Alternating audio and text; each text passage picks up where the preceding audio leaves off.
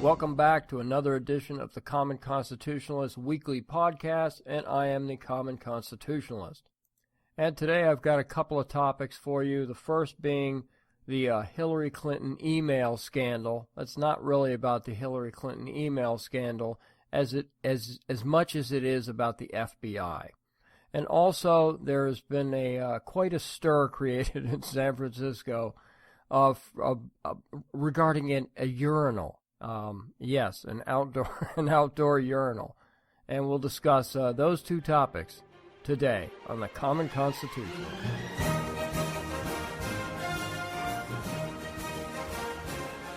You're listening to the Common Constitutionalist, broadcasting from an undisclosed location, free from the prying eyes of establishment black helicopters.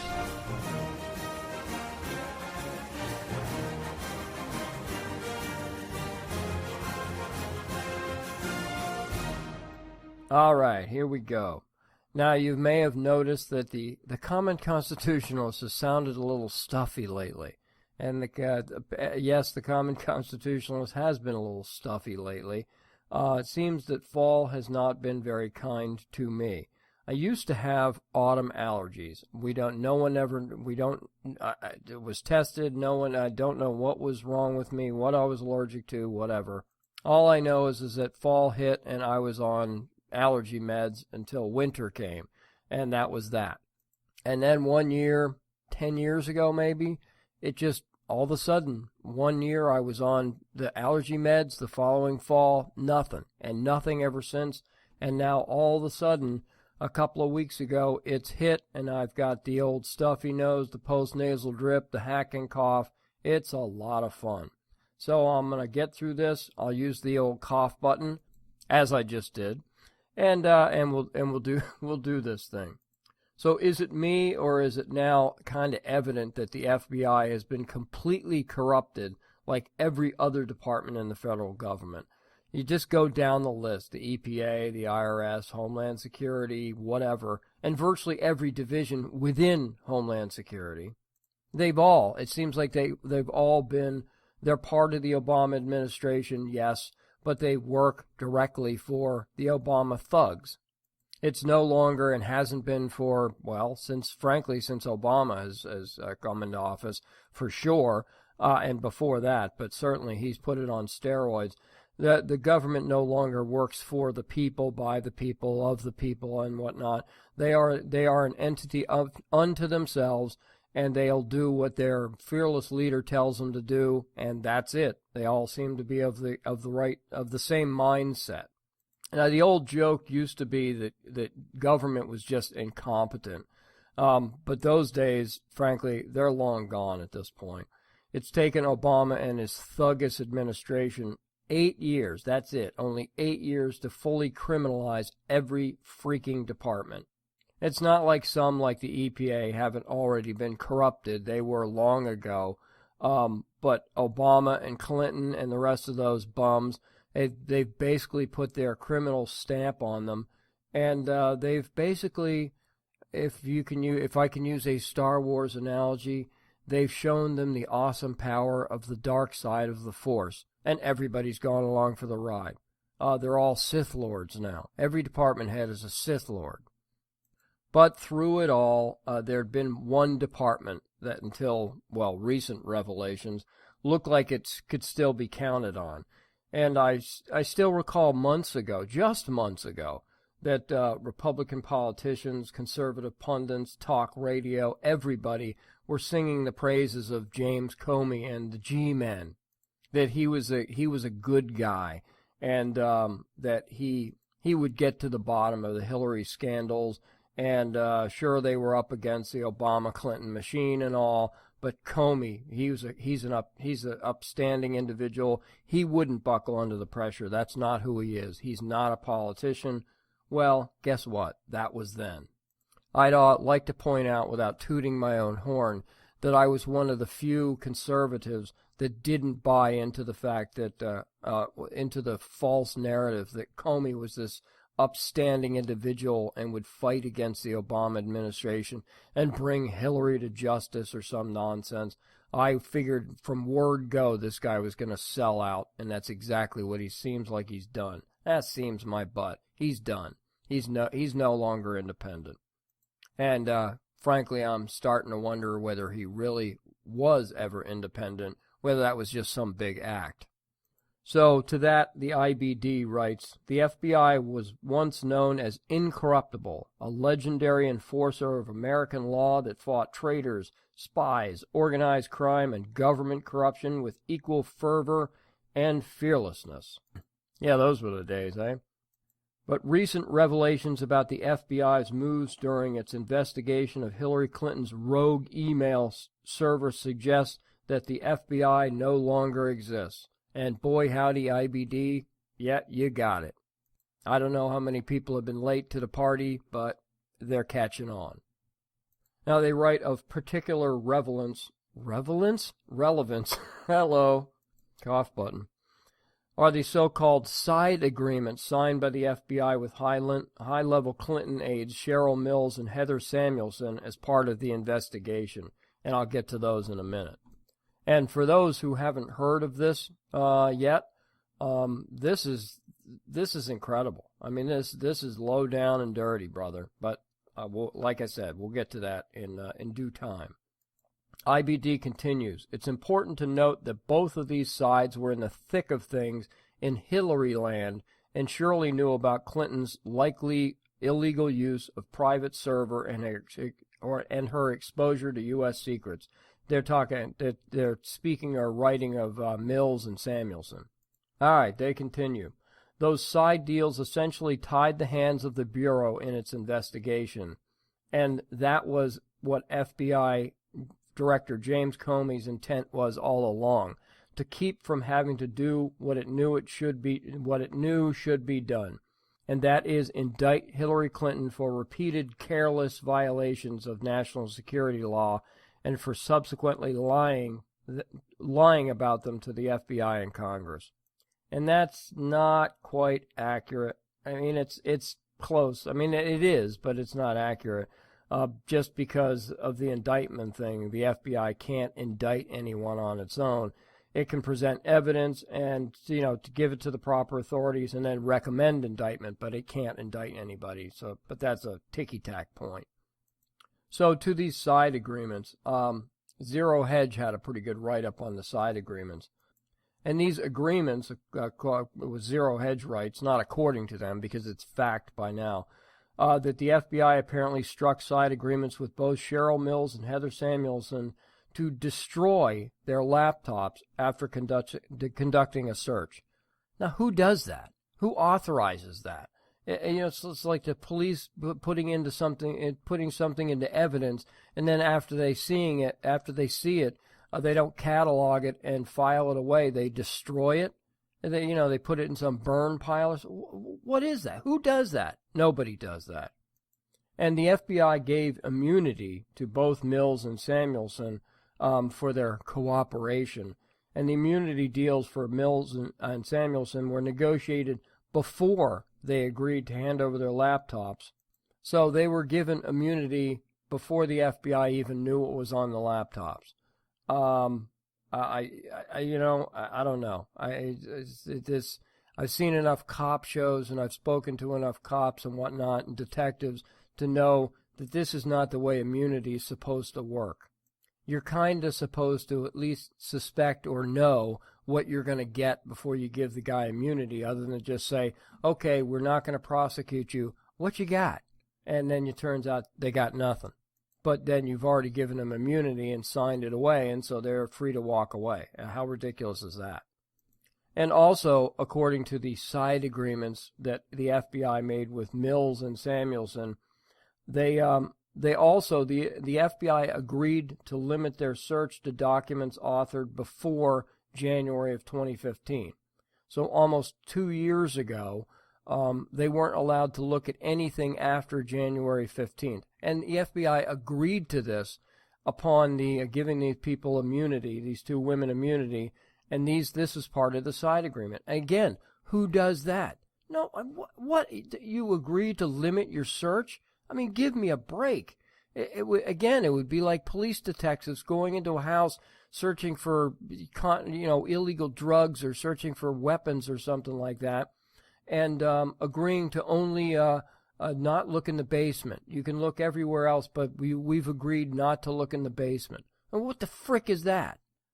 And to these, Zero Hedge writes that we can't help but note that the FBI appears to have acted as a co-conspirator in what appears to be an unprecedented case of destruction of key evidence.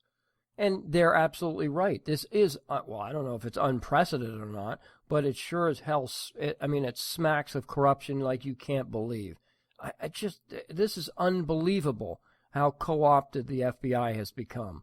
And it's only taken a few years for them to go from the fine upstanding agency we always hoped and thought they were to a bunch of dirtbag crooks. And I'm not talking about the agents, I'm talking about the hierarchy, as usual. Oh, and also, as an aside, could we please stop using the term co-conspirator? There is no such term. It's just conspirator. It comes from the Latin, I think it's pronounced conspirer or something like that, and it's to act in harmony. And you can't act in harmony with yourself, unless you're one of those yoga people or something, or you can't conspire with yourself. To act in harmony is to act with another individual, at least one. So there is no such thing as co-conspiracy. It's just conspirator. It's just one of those things. It's like the term irregardless. Man, that bugs the crap out of me. But at any rate. So if you're a regular reader of mine, you know the name Bob Goodlatte, Republican from Virginia, and you'll know that I'm not a big fan of Bob Goodlatte. He is a Republican insider. He's an establishment guy. But he got this one right. They don't always get everything wrong on the Republican side. Occasionally, they come up right. And Goodlatte and the boys in Congress are beside themselves over these side agreements that Comey agreed to with aides Cheryl Mills and Heather Samuelson. They can't believe what's going on here. Well, believe it. So Goodlatte wrote to Director Comey, Hacko Comey, why did the FBI agree to destroy both Cheryl Mills and Heather Samuelson's laptops after concluding its search? They want answers from Comey. They're not going to get any, or they're not going to get any sufficient answers. Oh, but they'll get some answers, maybe. Or Comey could just decide, as a lot of administration officials have, is just basically to tell them to blank off and what you're going to do, knowing full well they're not going to do nothing. And Goodlatte also asked, doesn't the willingness of Ms. Mills and Ms. Samuelson to have their laptops destroyed by the FBI contradict their claim that the laptops could have been withheld because they contained non-relevant, privileged information? Yes, that does seem a little contradictory, which leads me to at least think or conclude that maybe it was the FBI that instructed both women to destroy their own laptops, that they had no intention of destroying them. They had immunity after all, and that they could get the FBI's help to delete what it is or what was on it that was incriminating, and then go on with their happy lives, that they didn't need to destroy their laptops. I think it's entirely possible that the FBI instructed them, after we finish conducting our faux search, you girls are going to destroy your laptops. End of discussion. So I guess my only question to this thing is why? Why has Comey sold himself out, and the agents who were working this case, or any agents anywhere, frankly? Because I guarantee a lot of the current FBI agents, and certainly former FBI agents, are furious that their boss sold them down the river, that he's politicized the entire department and basically sold them out for 30 pieces of silver or whatever. But it's to be expected in this administration, and possibly following it. No, not possibly. If Hillary gets elected, for sure it's going to be at least this bad with Hillary. This is the way it is now, all right?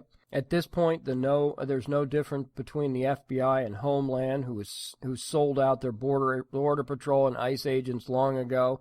And there's no difference between FBI and, say, the top brass in the military that sold out the QRF, Quick Reaction Forces, during Benghazi. They could have gotten there to help and were told repeatedly to stand down. This is just a never-ending pattern of corruption, and I don't know where the heck it's going to end. But it ain't looking good at this point. So let's take a break, shall we?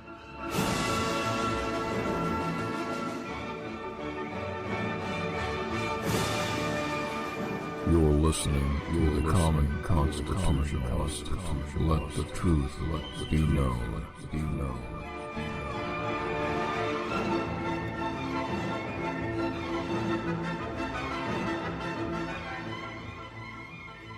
All right, welcome back. Now, the second segment is, let's just call it interesting, shall we?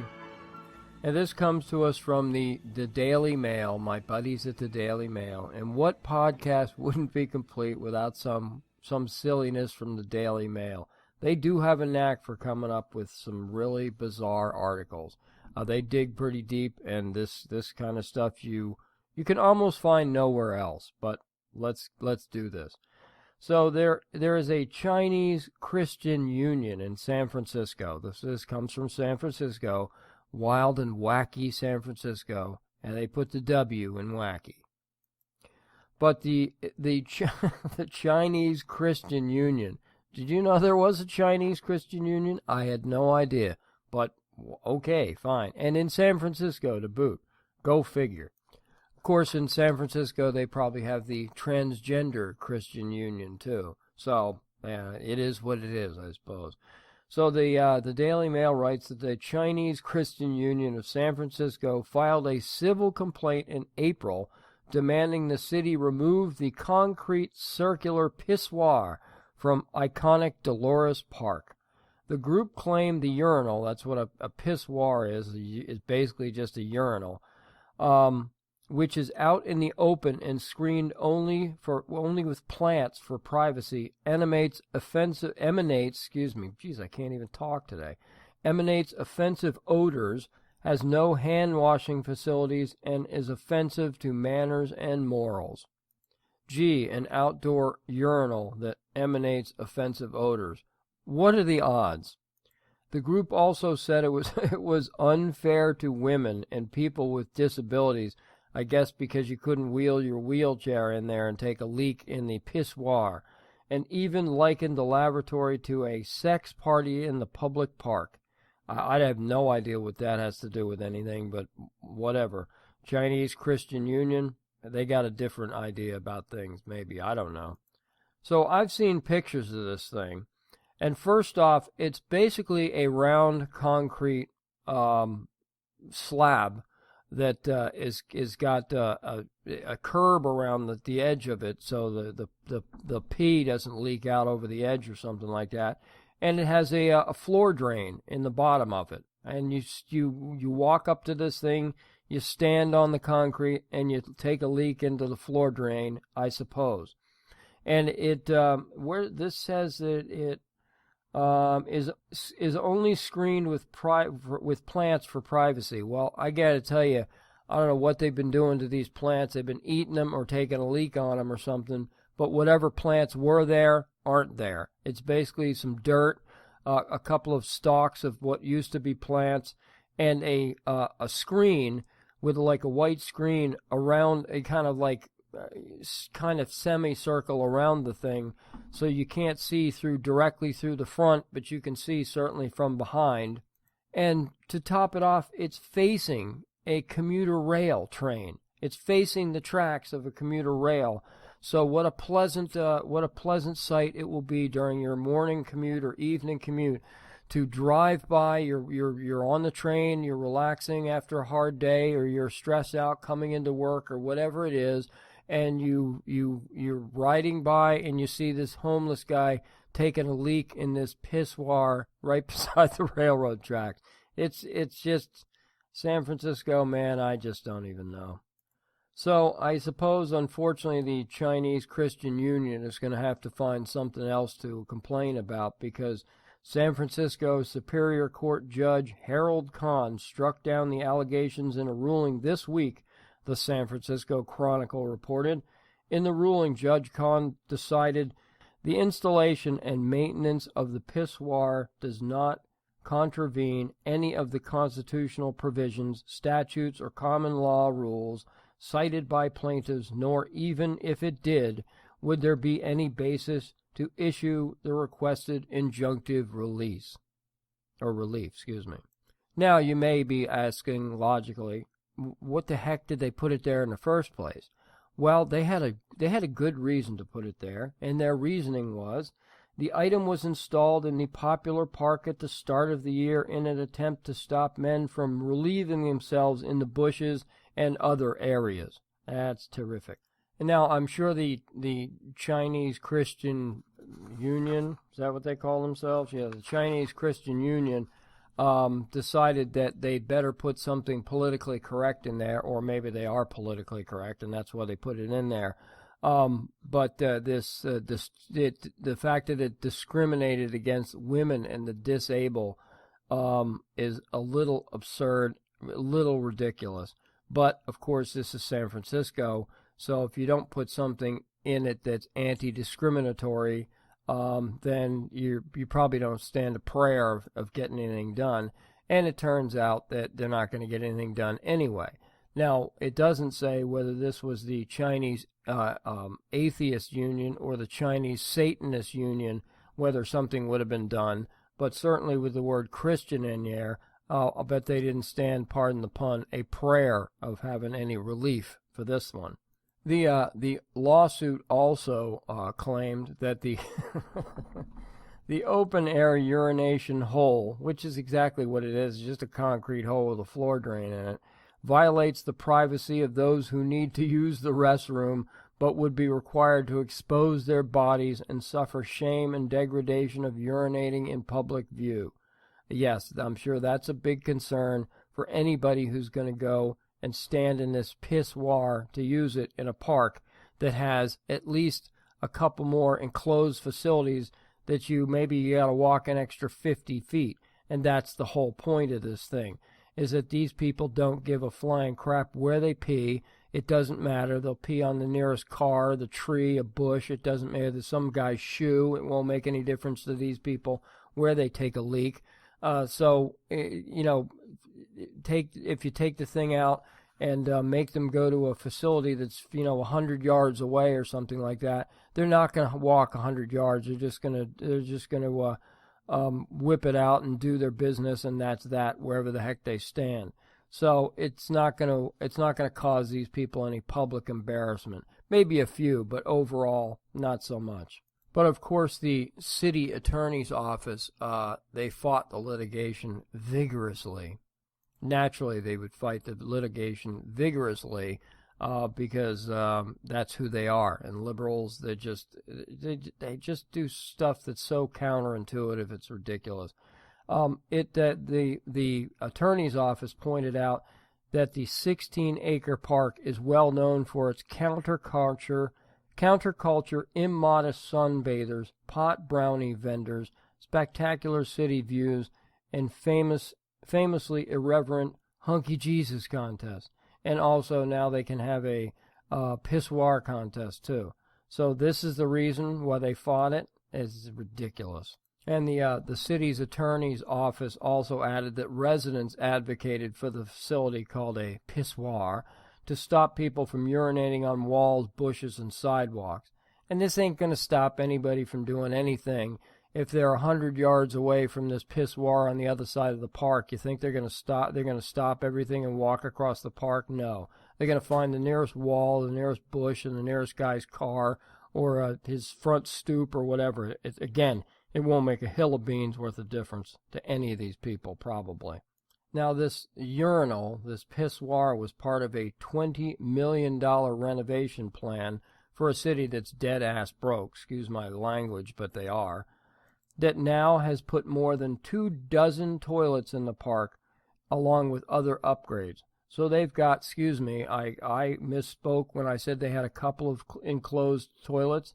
They have over 24 toilets throughout the park, and they have to put this open-air urinal in, again, so the homeless people or whoever, the bums in the park, don't have to walk as far to one of the 24, that'd be 24, toilets in the park. How ridiculous is that?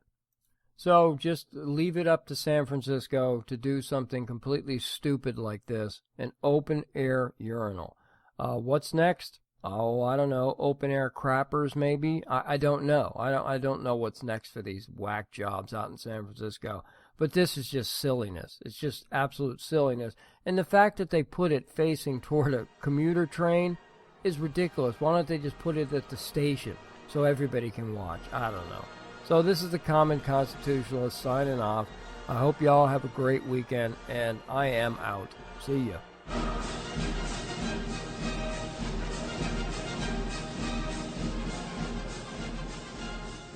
Thank you for listening to the Common Constitutionalist Weekly Podcast.